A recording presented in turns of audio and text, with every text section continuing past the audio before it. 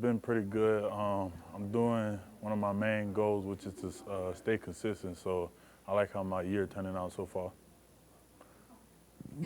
Sai'vion, you and Braden Swinson, like off the edge, have been a really good duo this season, pass rushing wise. What's it like playing with a guy like him? That way, not all the attention's on you. Everybody's got to kind of worry about both you guys off the edge. It's good to have a pass rusher that's equally just as good as you. That just takes some of the load off you because it's like, you can't double team both of us. So it's kind of like you pick your poison on who you want to like, wreak havoc in the backfield during that game. So. How has Kevin Peoples kind of helped you transform your game and, improve in 1 year's time so quickly? I just feel like the way he breaks stuff down and the way he explains drills is just different from any kind of techniques that I learned. I feel like that's what helped me to elevate my game.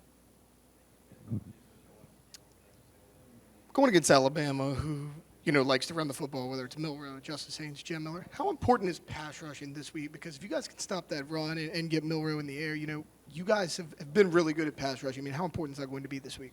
I feel like it's extremely important because we all know that he got good legs on him. He quick to get out the pocket, but we can't rush scared of his abilities to run the ball. We can't let his legs hinder our ability to pass rush. So it's just, making smart rush moves, knowing what kind of rushes we could do during what kind of plays. So.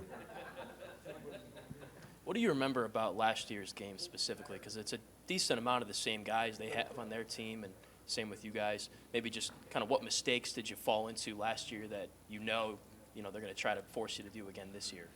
Well, one of the main things I still remember about last year is just the intensity on the field, the competitiveness from the O-line to the DBs and stuff like that. It's just, it's LSU versus Bama. So, I mean, every time we play each other, it's just going to be that kind of atmosphere, and that's one of the main things I remember. It's been a while since you guys have been at home. You're on the road at Arkansas, obviously A&M. What's it going to be like being back at Tiger Stadium? I feel like it's going to be an electric crowd. Of course, it's going to be packed out as always. I feel like our fans go play a big part in the deciding factors of the game. So Coach mentioned on Monday that going into this game last year, you didn't really know exactly what they were doing offensively because Milroe wasn't the starter coming into the season. Is it easier this year to kind of have a game plan set in a way to defend them because you kind of know what he does, what his strengths are, and he's been the guy every week for them? Yeah, I feel like it's definitely easy. We get a lot more film on him, a lot more tape that he has compared to last year. So it just helps us be more well prepared going up against him. Obviously, you guys struggled against Marcel Reed, stopping the run, but how much does a game like that help you going against another running quarterback very next game? Well, it helps a lot because, as you know, a lot of quarterbacks in the SEC is a mobile, dual threat quarterback. So being able to stop a quarterback like him who's like at the top of dual threat quarterbacks, it just helps us carry on into the next few games. Along that same vein, you guys had shut down Green from Arkansas the week before. He's dual threat, obviously, he runs it well. How hard was it to kind of switch your mentality from the first quarterback A&M had, who was more of the pocket passer kind, versus the guy that came into the game? And I imagine your game plan wasn't really oriented to stop the running quarterback, right? Because he didn't start the game.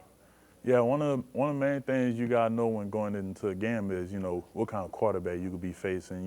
Is he a stay in the pocket? Is he quick to escape out his right? Does he scramble up the middle? So I guess one of the most important aspects is just knowing what kind of personnel you're getting into the game and being able to match that personnel. Anything else, guys?